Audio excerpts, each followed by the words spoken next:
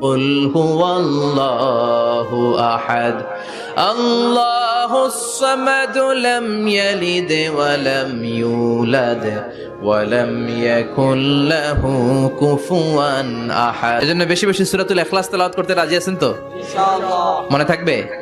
বিষ্ণু ঈসা ইসলাম প্রতিদিন ফজরের নামাজের পরে, মাগরিবের নামাজের পরে, ওয়া ইনদামা ইয়ামশি ইলা ফিরাশিহি, রাতে যখন বিছানায় যাবেন, এই দুই হাতকে একত্রিত করে সূরাতুল ইখলাস পড়তেন, সূরাতুল ফালাক পড়তেন, সূরাতুন নাস পড়তেন, পড়ে হাতে ফু দিতেন। সহিহ হাদিস।